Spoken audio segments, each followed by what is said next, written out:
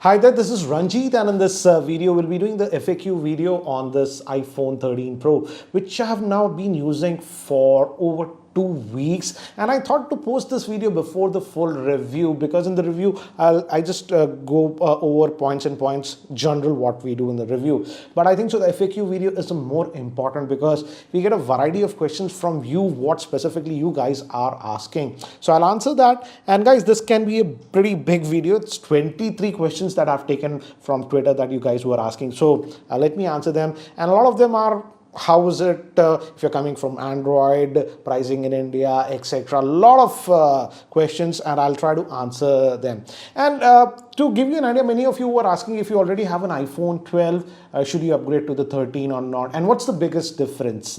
I strictly say it's no need. If you're already having an iPhone 12 series, upgrade to the 13. And the biggest two improvements that I've seen from iPhone 12 series to the 13 is, first thing is battery life is definitely improved on the 13 series, and second thing, camera performance has improved, specifically in pretty low lighting. That's where the two big differences that I've seen. Yes, on the 13 Pro series we also have that 120 hertz Apple likes to call ProMotion and stuff, but again guys, there's a lot of hoopla around that, and I've got very funny questions regarding that 120 hertz. The thing is that if you're not used to that 120 hertz, you'll be okay with 60 hertz. But the thing is that if you're constantly used to 120 hertz, then coming back to 60, then you start noticing. That's why I used to notice it on earlier, iPhones, because most of the Android phones, flagships that I've been using for the past couple of years had that 120 hertz. Now, finally, the 13 Pro series has that. Sadly, the regular 13 series does not have that. But again, as I've told you, if you're not used to it, it's like riding a way powerful bike. Unless you have ridden it, you don't feel that experience. You're happy with your existing stuff. But if you're constantly used to that higher end bike and come back to a lower end bike, you notice the difference. So it's like that, but not a big deal. But anyways, let's start, and let's go with the first question that I got, and this is okay, this is by TechVril. Is 120 hertz as good as Android? Because many reports say that it is restricting the refresh rate to 80 hertz in some cases. Also, did you notice the lack of screen resolution coming from the Fold? Regarding resolution, no, I haven't noticed it. Nothing big deal. Fold is a completely different device, guys. As I've told you in my review of the Fold 3 also, it's a smartphone that converts to a tablet. So if you're looking for a smart tablet kind of a device that can fit in your pocket, that's Fold. That's a completely different device. Coming to your questions, is the 120 hertz as good as Android? Yes, 120 hertz is good. What I noticed with 120 hertz is mostly when you're scrolling around stuff, text, that's where I noticed the difference. So yes, it's smoother, and again guys, it's dynamic. It's not fixed to 120 hertz, so automatically Apple's they see your movement of your finger, what's there, and based on that they adjust the refresh rate. So it varies, but it's very smooth. You don't notice that jerkiness or anything like that. This is similar to even Android phones. Most of the Android phones also have dynamic refresh rate, thereby it keeps adjusting where it's required. And in fact, I would say due to this dynamic refresh rate, it's able to get pretty good battery life, because right now, let's say I'm not doing anything, it can lower down the refresh rate, though it's set to 120, to just 10 hertz if nothing is happening. So it's dynamic. Anyways, let's move to the next one. And this is by King Faisal. He's asking, how's the in-hand feel? I mean, because I've heard many people say that it's a little bit uncomfortable without a case, mostly because of the boxier design, and it's more heavy. I would say this is the 13 Pro. Yes, it's slightly heavy, but not as heavy as the 13 Pro Max. The 13 Pro Max is seriously heavy, guys. So again, before going with the Max series, specifically the Pro Max, check the weight, because this is okay. I got used to it, but I have also started using it with the case because my life history is very weird. None of my review units I have broken, but most of the smartphones that I purchase, I actually end up breaking it. So I am also now using this one with a case. But again, this regular 13 Pro is comfortable, guys. The 13 Pro Max, I held it. I felt the weight balance. It was stud heavy, I would say. So again, but this one, it's okay. Yes, it's slightly heavy, but eventually you'll get used to the same. That way, if you don't like that heaviness, then go with the regular iPhone 13.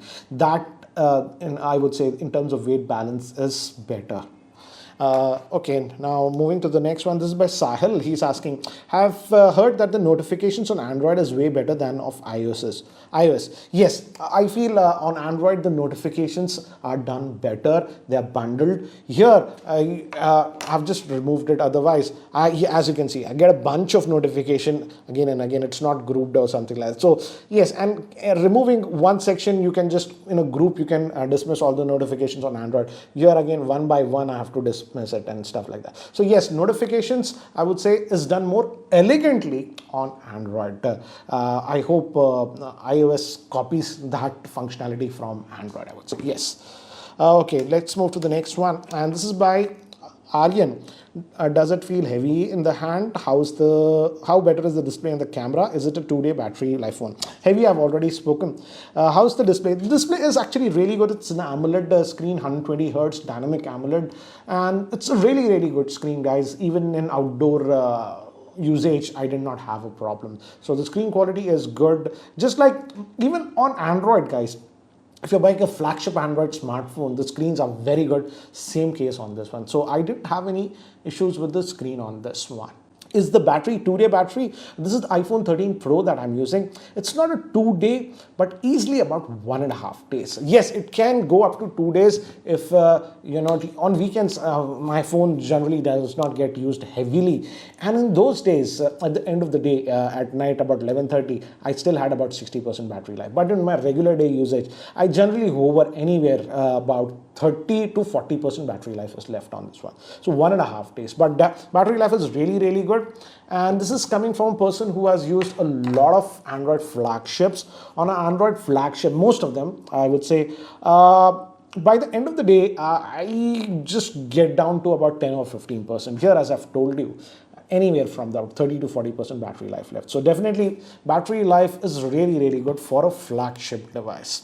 Generally in the mid-range Android phones, you get that huge battery, so those last 2 days, but that's not the case with the flagships on most Android smartphones. So battery life, I'm really happy with this one, and that's a big improvement, I would say, compared to specifically the iPhone 12 Pro. The iPhone 12 Pro last year's did not have that stellar battery. This one has fabulous battery life, guys.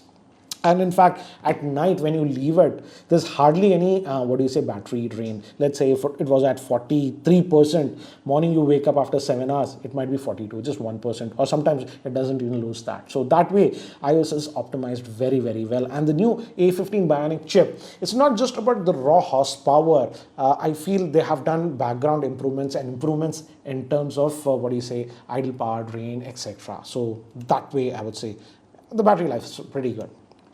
Okay, next one is this one. Akhil, is MagSafe charger a gimmick or Qi charging does the job? I haven't purchased the MagSafe charger, guys, so I have no idea about it.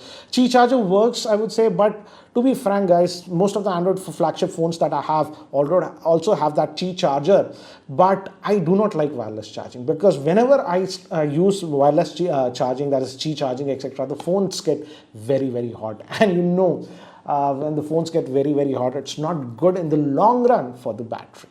So I am not a fan of wireless charging, guys. Okay, this is by Asutosh.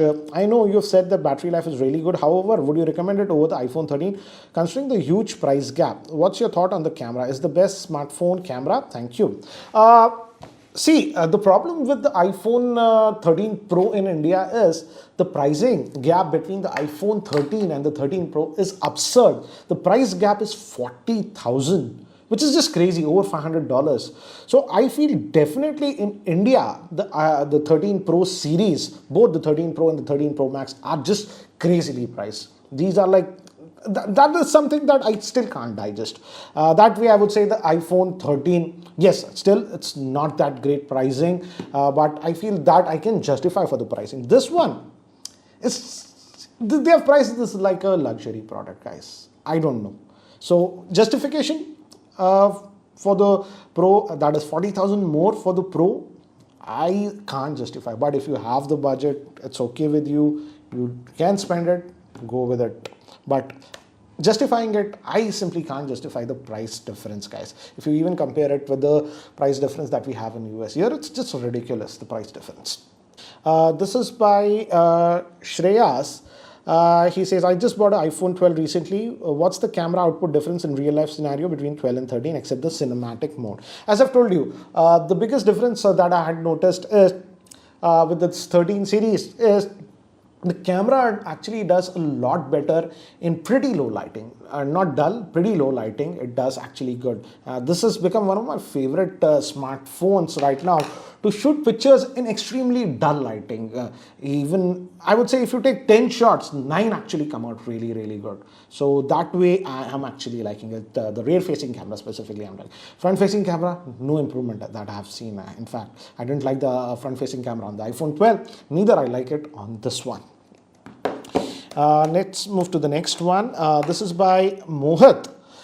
He says, I have the iPhone 10 as of now, which is working perfectly fine. And I tend to buy the latest iPhone models anyways, and I'm using them up to 4 years or so. Should I upgrade to 13 Pro or wait for the next year, as there are rumors that the iPhone being full screen without the notch? I don't think that they will completely remove the notch, but they might reduce it. This year also they have reduced it, but I still hate the notch. It's visible. So we don't know, but yeah, I like that you don't upgrade it every year. So yes, you can definitely upgrade once in 3 or 4 years, and then you will see a huge improvement in your, what do you say, experience. People, if you just upgrade every year, specifically for iPhones, you won't notice that huge performance increase, because iOS works so well even on earlier smartphones. But yeah, if you're having the 10, you're bored with it, you can give it to your relatives, whatever, then yeah, if you have the budget, you can go for the 13 Pro. But if you want to wait, you can wait for the next year's 14, because we know the design will be revamped with the iPhone 14 series. Okay, let's move to the next one. This is by Asim.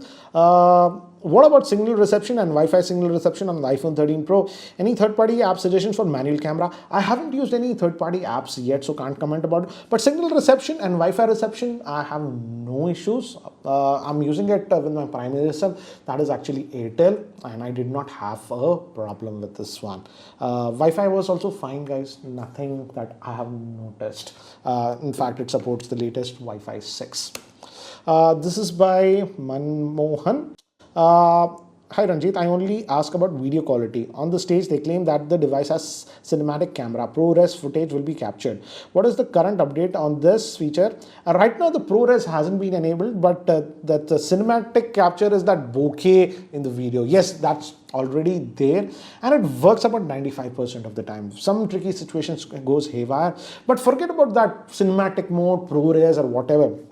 The general video that this one takes is so good. In fact, in some of my videos in the past 2-3 weeks, some of the footage and the B-rolls that I have taken were shot with this one, and nobody noticed it. It's so good. Now, these days, I'm just shooting the B-rolls with this one.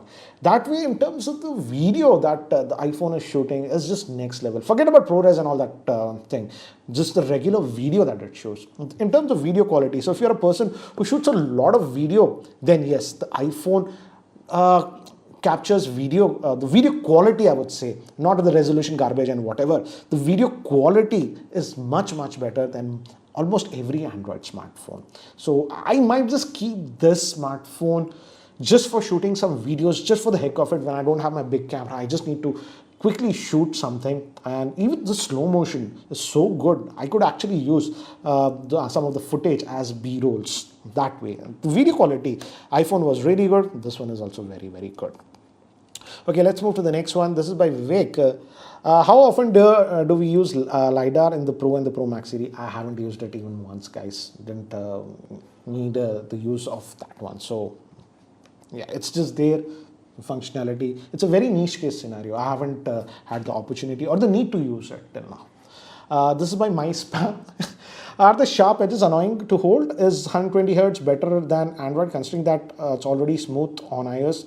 How badly are you missing the fingerprint scanner? Okay, regarding the fingerprint scanner, I was actually missing it because when I was wearing the mask, and these days, if you follow me on Twitter, I'm riding the bike and stuff. So with the mask or with the helmet, it was simply not unlocking. So I wished it had a fingerprint scanner. But actually had this old Apple Watch. This is the Watch 4 series. And now, because I'm wearing this watch, I don't have that problem of face unlocking. It just uses the watch to unlock automatically, even though I'm wearing a mask or if I'm wearing a helmet or something. So with this combination, the unlocking feature issue is gone. But again, you need an Apple Watch. Otherwise, you have to lower your mask, or if you're wearing a helmet, you have to remove it. So not an ideal solution. But if you have an Apple Watch, then that is migrated. But I feel Apple could have easily given a fingerprint scanner in the power pattern. They have done it for some of their iPads and other products. So definitely they could have done it, because in the current situation that we are in, it's an important thing. Anyways, let's move to the next one. This is by Bhavani. Is it worth paying extra for the ProMotion display, extra camera, LiDAR scanner than regular 13 model with Apple Watch? Okay, I'll give you this scenario. So you are looks like you are really stretching your budget for the Pro rather than the iPhone 13. I would say instead of doing that, get an iPhone 13 and an Apple Watch. The overall experience will be much better. If you remember, I tweeted about this about a week ago. I was pretty happy with the experience of the iPhone 13 Pro, as I've told after a week of usage. Overall, it was nice. But once I started using it with the Apple Watch, the experience became next level, irresistible. So the combination of an iPhone and an Apple Watch is something very different, and none of the Android smartphones and the Android smartwatches could get that for me. So combination, if I were you, I had a limited budget. Let's say I have a budget of buying let's say 1 lakh 10 or 15,000 or something like that. Instead of stretching my budget and getting the iPhone 13 Pro, personally, I would have forgotten an iPhone 13 and an Apple Watch, because the overall experience would be much better. You're missing on the telephoto camera and the macro lens. I would say the LiDAR, you hardly use it. At ProMotion 120 Hertz, as I've told you, unless you're used to it, you will not notice it. So that's my frank opinion. But the combination of the iPhone plus Apple Watch is something that Apple has really nailed. It's very difficult to explain that in words. It's just seamless experience. They complement each other very well. For example, I was riding a bike. I could, you can unlock stuff. You can take calls on this one. The haptic motor is good. I could set reminders. It just works. Most of the WhatsApp messages that I'm replying to people are via the watch. So this combination is just very well done, I would say, compared to Android smartphones with Android-based smartwatches. Okay, let's move to the next one. This is by Mr. Murthy. Since Android mobiles have evolved so much, do you still feel iOS is ahead, considering the price gap? I would say both of the operating systems, that is iOS as well as Android, are really mature now. It's not like one OS is significantly better or than the other. It's just both these vendors, what they're doing. With Android, of course, as there are so many players who make smart, you get a lot of choice. For example, you want foldables, you can get that. You want weird form factors, you can get that. With Apple, that's not the choice. Apple decides, and they play it very safe. So again, OS, I would say both OSs are very mature. What I like on iPhones is the idle drain is very low compared to most of the Android smartphone. But again, I think so that's because of the tight integration, because they make the processor, they do everything, they make the software, they can tightly integrate that. So power efficiency, yes, I would say still iPhones with iOS get better power efficiency with Android. For example, with Android smartphones, even a 5000 milliampere battery will not give me this sort of battery life. This is giving what? This is just about 3000 odd milliampere battery. So that's the optimization, I would say. But again, it's personal preference. This is by Sham. eSIM registered in the iPhone 13 Pro will get automatically used for Apple Watch? Question mark. He says, please share some knowledge on eSIM management between iPhone and Apple Watch. Okay, let me give you an idea of what I did. My Airtel primary SIM is in this one. I had put it earlier. This Apple Watch what I have is also a cellular version. So as I've told you, I paid this one after 1 week of usage. So once I set up the Apple Watch, it immediately automatically prompted me, do I want to enable the cellular functionality on the Apple Watch? And I just tapped yes, and it automatically enabled the eSIM functionality on my Apple Watch. It was a very seamless experience, and I didn't bother it because I'm using an Airtel postpaid plan. Anyways, that eSIM functionality is free for me. So yes, my physical SIM is in this iPhone, but as this is the cellular version, even if I keep my phone away, actually earlier today I forgot this phone and went for a bike ride, and I was able to use it, take a call like this. So yes, that eSIM functionality works very well. But I don't know if you have an eSIM on this one, will the eSIM work on the Apple Watch? That is something I frankly do not know. This is by R. As you use a MacBook, does the iPhone make the usage of both better? And yes, this is actually for my computers, guys. For my phones, I mostly use Android, but for my computers, I mostly use Apple because I like Final Cut Pro. That's what I use for editing, and that works only on Apple computers. So yes, two things that I've noticed, big difference. If you use an iPhone, you can easily take calls on your MacBook or iMac or whatever. Let's say the phone is also lying in another room. It just prompts here whenever you get a call, and you can take the call with this. And in fact, I've taken a couple of dozen calls like that, no issues like that. Another thing is that the hotspot functionality is very, very good. It detects no internet connection for, let's say, Wi-Fi goes down. If you click the Wi-Fi icon, it shows that you can directly tap here, and automatically it will start the hotspot on your iPhone and get the net. So these are two things that I've noticed, the tight integration. And of course, yeah, that messages and all those things, if you use that iMessage, that also works. So yeah, that's the tight integration that it does. This is by Satish. This is a different kind of a question, but I thought of taking this. I remember once you said why not to buy expensive phones because they don't overvalue for money as mid-range phone does. They don't offer value for money as mid-range phone. Yeah, definitely. Why not focus on smartphones that are around 40K price range? iPhone 13 Pro starts at over 1 lakh. I've seen many posts and a few videos on iPhone from you also. Satish, I've said this and I keep saying this every month or two.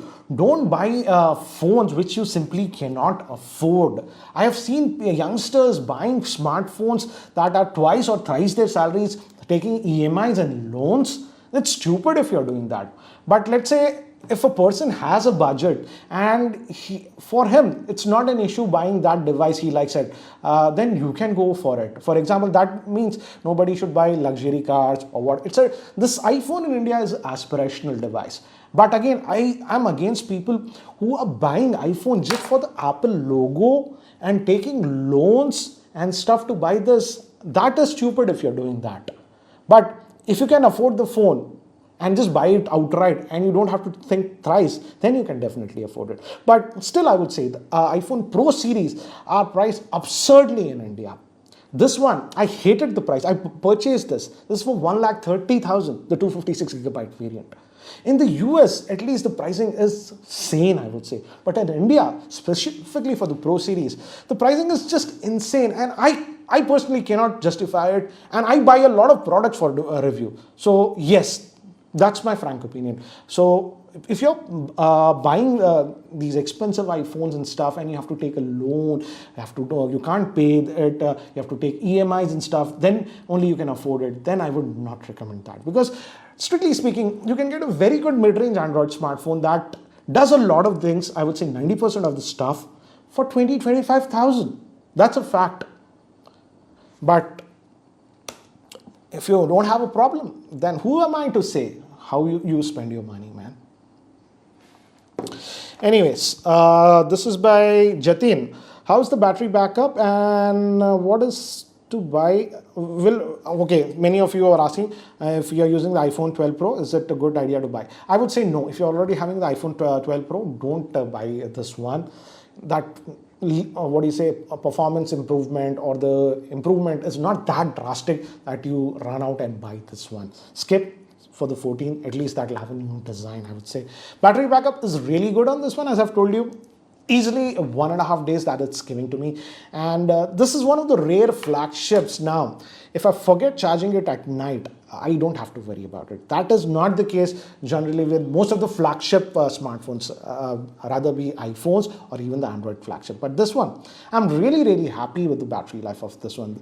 In my pros, when I'll be doing the pros and cons, the battery life and the camera will be among the top pros of this one. So finally, I would say Apple has nailed the battery. They have actually put a bigger battery on this one, and that makes quite a bit of a difference.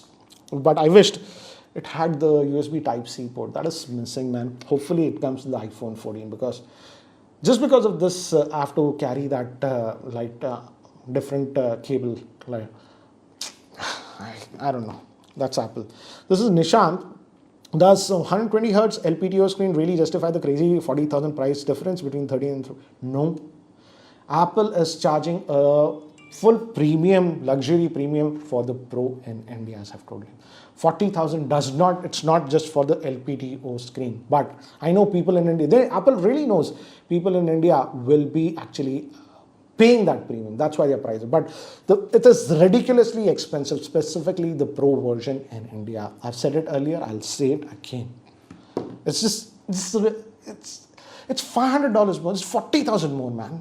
It's crazy. Anyways, this is by Fawaz. So after using the iPhone, Apple Watch, iPad, and probably a MacBook, and being an Apple ecosystem, what changes should come to Android, Wear OS, and Chrome OS in order to make Android ecosystem better, in your opinion? Also, tablet-specific tweaks in Android. Okay, regarding the tablet, I do have an iPad, even the iPad Pro. But for tablets, actually, I don't use the iPads. In fact, I use the Samsung Tab S7. And the only reason is that because that had an AMOLED screen, and I just use the tablets mostly for media consumption. And this AMOLED screen on that Samsung Tab S7 Plus, wow, it's just amazing. The iPad, let's not kid, the iPad Pro, if I play the same video side by side, it just does not stand a chance, guys. The AMOLED screen, the vibrancy and stuff. I hope the next generation of iPad Pro comes with an AMOLED screen, because Apple charges such a big premium.